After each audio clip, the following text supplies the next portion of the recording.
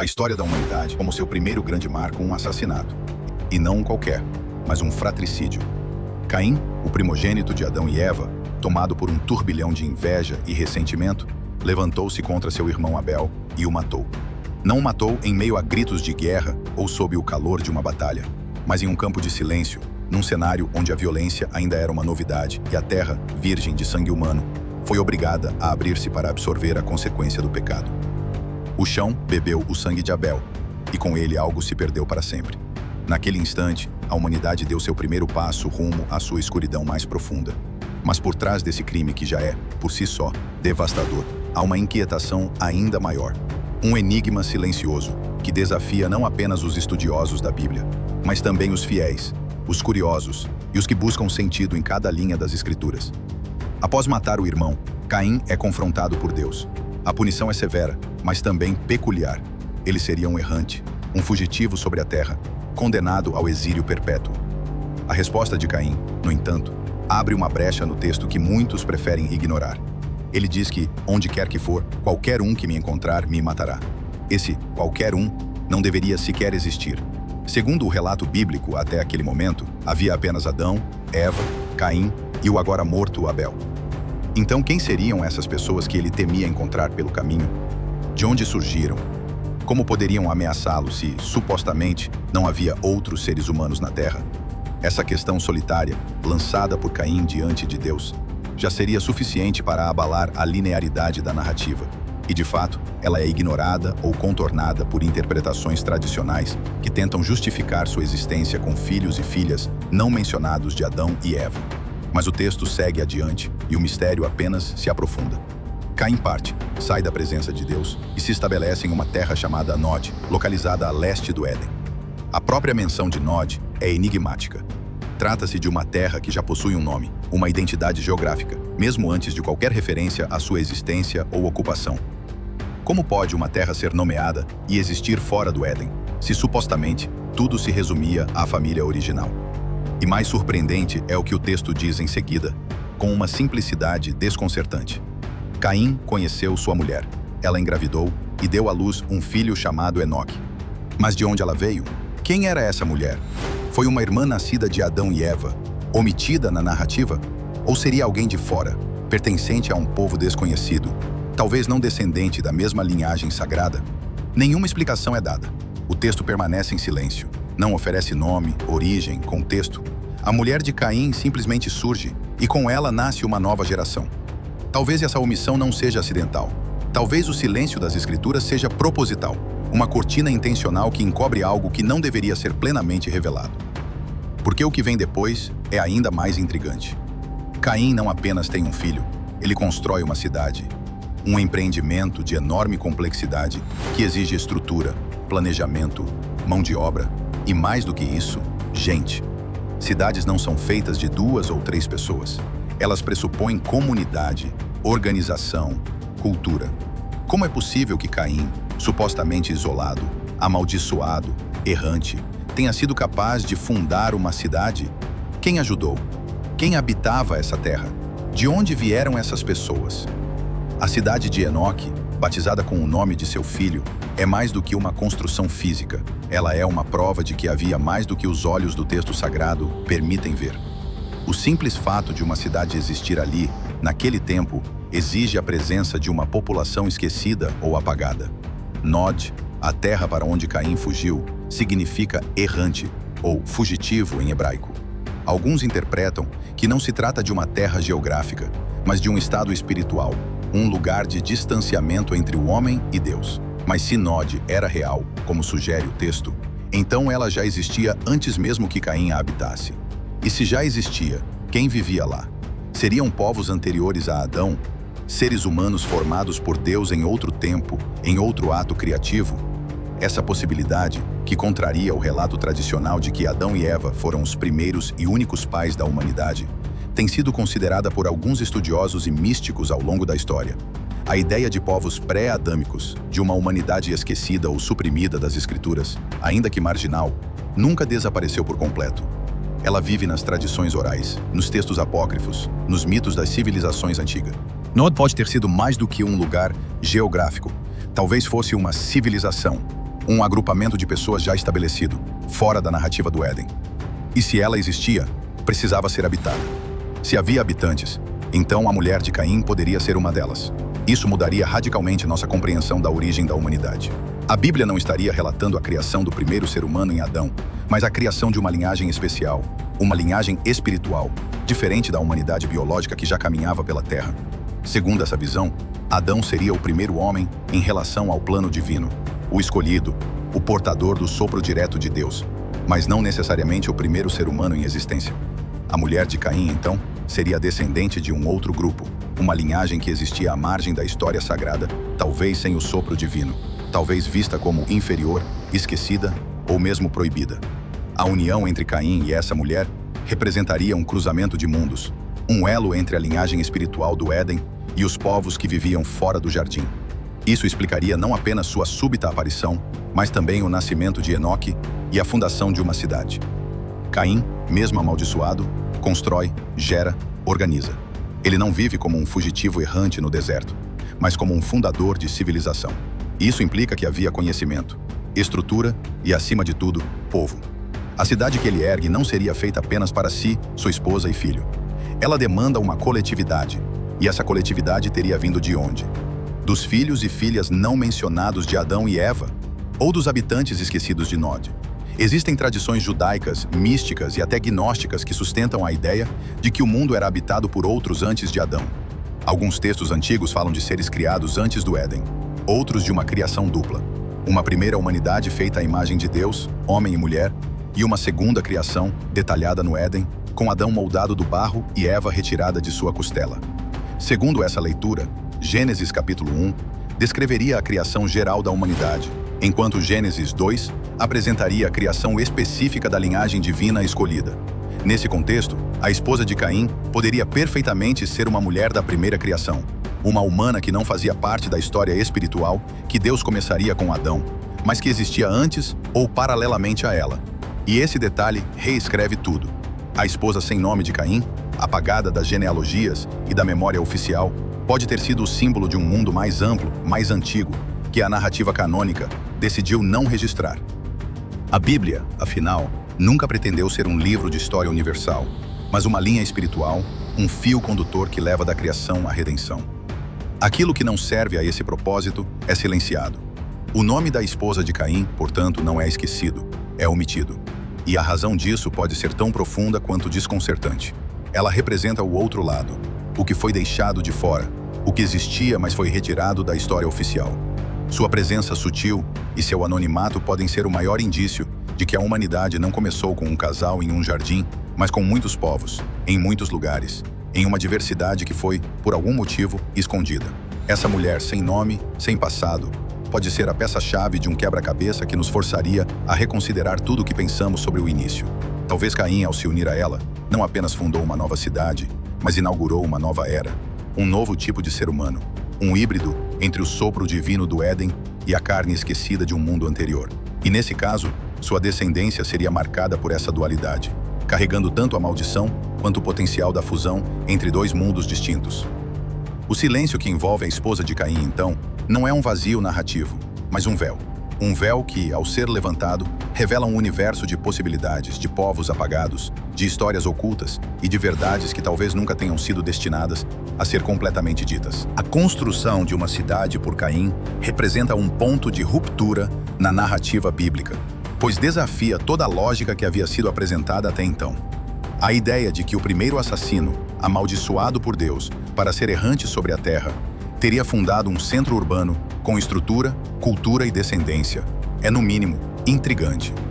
Não se trata apenas de uma contradição aparente, mas de uma revelação sutil que transforma a história da origem da civilização.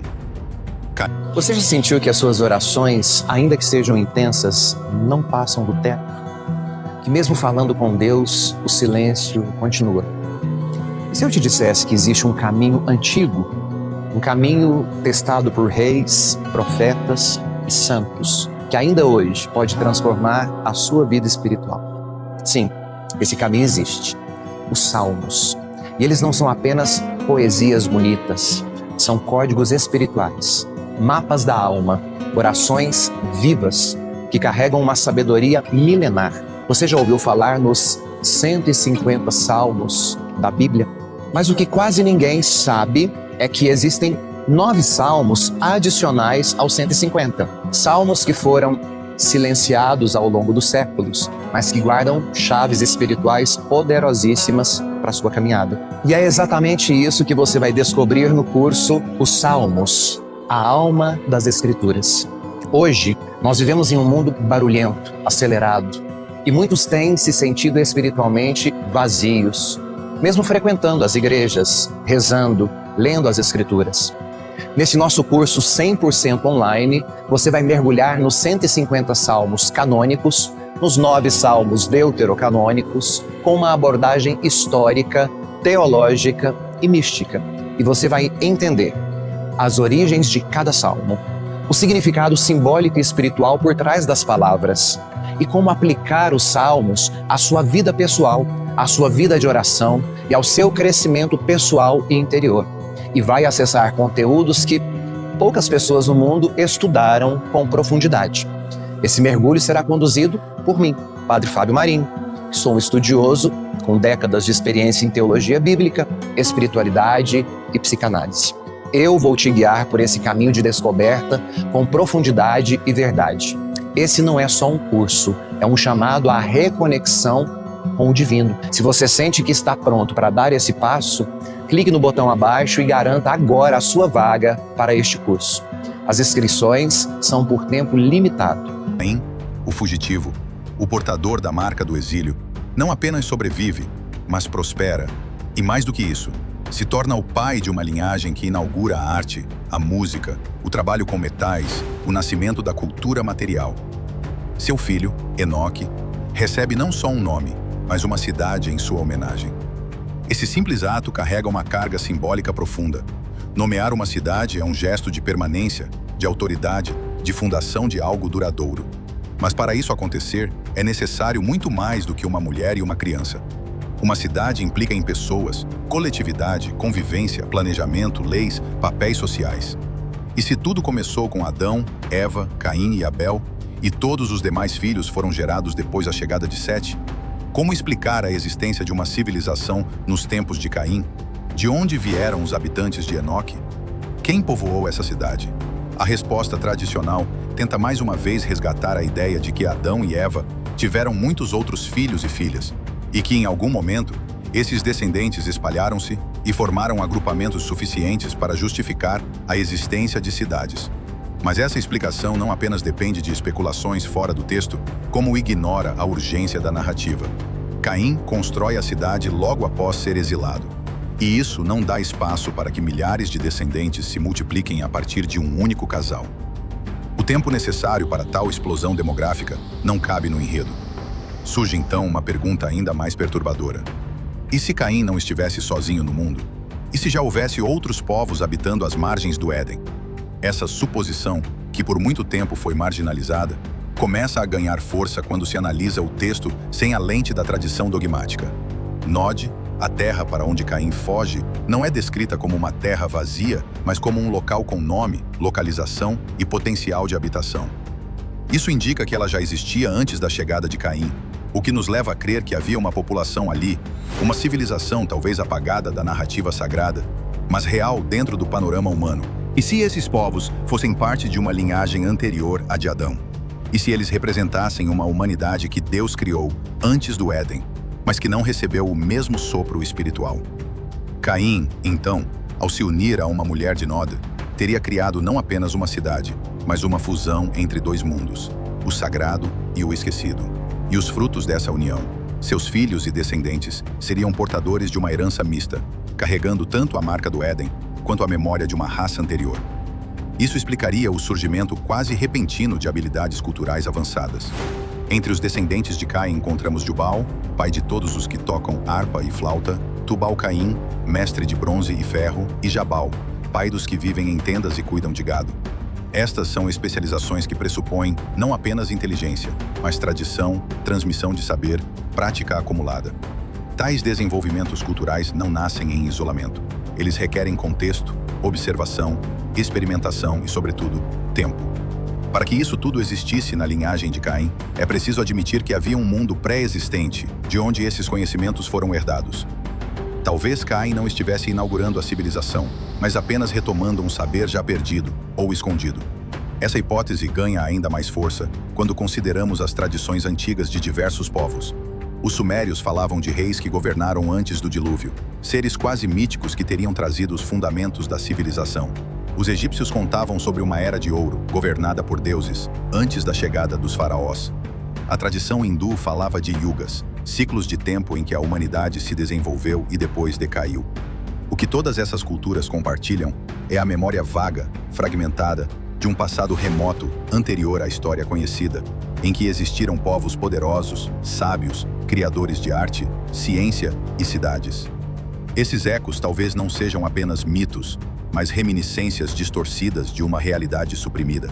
A cidade de Enoque pode ter sido uma dessas pontes entre mundos, entre o que se perdeu e o que seria preservado, entre a linhagem sagrada e os povos excluídos da história oficial. Se for assim, então a civilização não nasceu no Éden, mas nos seus arredores, nos lugares banidos, nos territórios esquecidos.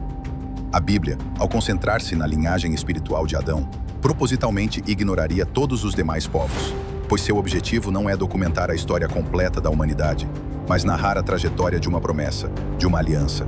Tudo o que não contribui para essa narrativa é deixado de fora, não por acaso, mas por estratégia. Isso explicaria por que tantos personagens bíblicos surgem do nada, como Melquisedeque, sacerdote sem genealogia, ou como os povos de Canaã, que já estavam estabelecidos em cidades quando Israel chega. Esses detalhes apontam para uma humanidade ampla, diversa, complexa, que vivia paralelamente à história contada, mas que não foi registrada por não estar alinhada com o fio condutor da salvação.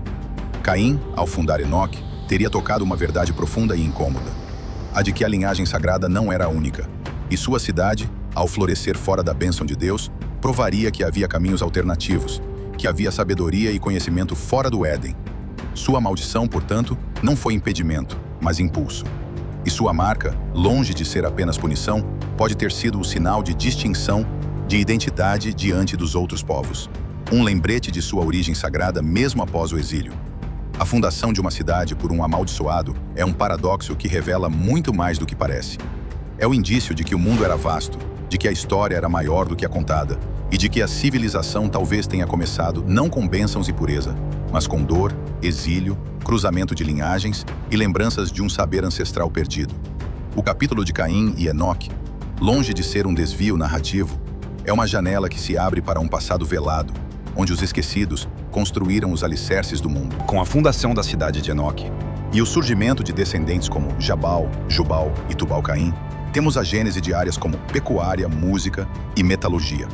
São especializações que sugerem não apenas talento individual, mas uma herança de conhecimento, uma transferência de sabedoria que não poderia ter nascido do nada, de uma geração apenas.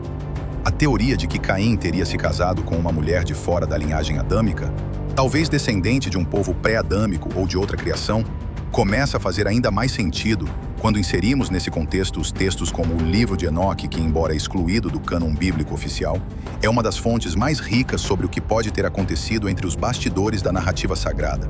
Esse livro fala dos vigilantes, também conhecidos como anjos caídos, que teriam descido à terra e tomado esposas humanas, gerando uma raça de gigantes, os Nephilim.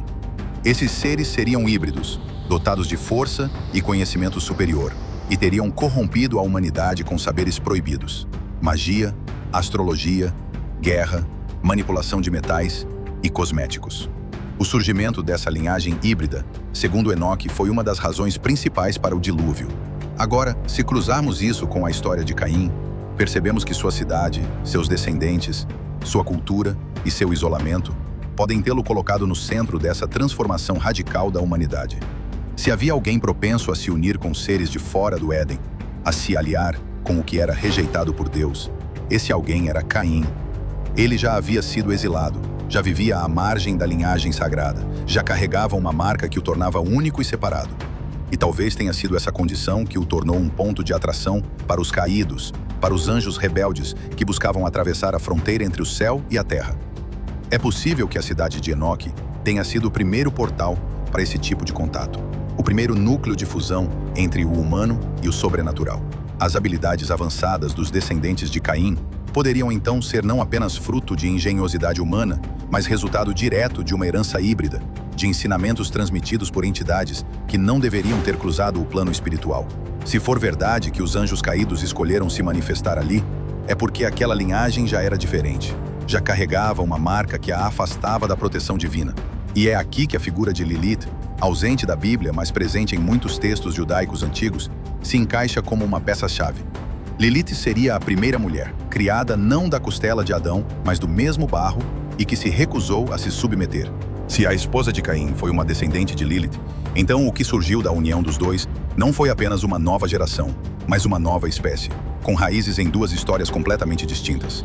E isso explicaria por que a Bíblia silencia sobre ela. Conhecer sua origem seria admitir que a linhagem sagrada não foi a única, que outras forças atuavam na formação do mundo, que o plano divino enfrentava não apenas o pecado, mas a interferência de outras entidades. O surgimento dos Nefilim e o registro de gigantes e heróis de força descomunal em diversas culturas ao redor do mundo parecem reforçar essa possibilidade. Os gregos falam dos titãs, os hindus dos rakshasas, os cananeus dos anakim, e todos têm em comum a imagem de seres gigantes, violentos, poderosos, descendentes de divindades ou deuses com humanos. Esses paralelos encontrados em civilizações que nunca se cruzaram indicam uma memória ancestral compartilhada, talvez baseada em eventos reais, distorcidos ao longo do tempo e das culturas. A cidade de Caim, então, teria sido o berço desse mundo misto, onde os limites entre o humano e o divino começaram a ruir. E é significativo que, antes do dilúvio, essa linhagem desaparece. A Bíblia nos diz que apenas Noé e sua família foram poupados, e que eles pertenciam à linhagem de Sete, o filho de Adão dado em substituição a Abel. Nada da descendência de Caim sobrevive, ao menos oficialmente. Isso reforça a ideia de que a linhagem de Caim estava fora do plano divino e que seu desaparecimento foi necessário para que a história da salvação pudesse seguir sem contaminações. Mas os vestígios da sua existência permanecem. Nos mitos, nas ruínas, nas tradições ocultas. A sua marca não foi apenas a de um assassino, mas a de um pioneiro, de alguém que se uniu ao que era proibido e gerou algo novo, indomável. E se os filhos de Caim desapareceram do texto sagrado, é porque sua presença falava de uma verdade que não podia ser dita, que o mundo era mais vasto, mais perigoso e mais antigo do que a narrativa de Gênesis permite imaginar. Assim, o silêncio em torno da esposa de Caim, de sua cidade, de seus descendentes e de sua marca não é um vazio, mas um véu. Um véu que protege verdades que desafiam os limites da fé, que misturam a espiritualidade com o mito e que sugerem que antes da aliança houve um tempo de mistura, de hibridismo, de alianças que não deveriam ter existido. E talvez, no fundo, seja por isso que o mundo precisou ser refeito. Porque o que começou com sangue também terminou em sangue. Mas os ecos daquela união entre Caim e o esquecido, entre o amaldiçoado e o oculto, ainda ressoam entre as pedras, nos sonhos e nas memórias mais antigas da humanidade.